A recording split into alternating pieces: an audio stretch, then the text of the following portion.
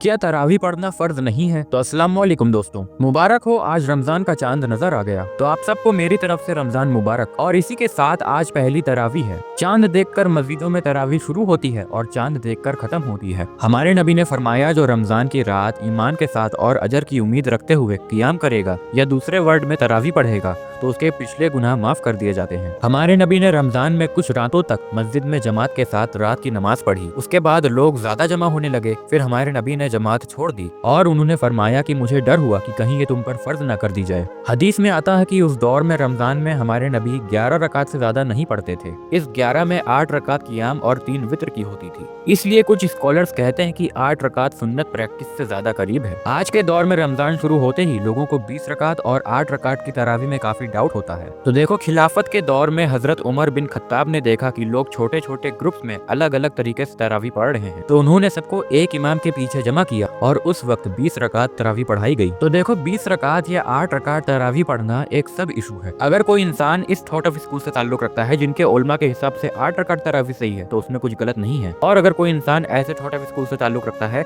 जिनके उलमा के हिसाब से 20 रकात सही है, तो उसमें भी कुछ गलत नहीं है। रिवॉर्ड रकात से नहीं, नियत से मिलता है। लेकिन जब हजरत उमर बिन खत्ताब ने 20 रकात तरावी शुरू करवाई तो 1400 साल से हरमैन में ज्यादा अरसे तक 20 रकात ही होती रही और 4 मेजर स्कूल हनफी, मलिकी, शाफी और हनबली ट्रेडिशनली 20 को ही अडॉप्ट करते रहे। सहाबा की जमाती प्रैक्टिस स्ट्रॉन्ग दलील मानी जाती है और हमारे नबी ने फरमाया, अगर मेरे बाद कोई नबी होता तो वो उमर होते। इसलिए मेजोरिटी 20 रकात को ज्यादा सही मानती है और यही अकीदा है अहले सुन्नत वल जमात का। तो सब अपने अपने तरीके से सही है, लेकिन किसी के भी तरीके को बिदा कहना गलत है।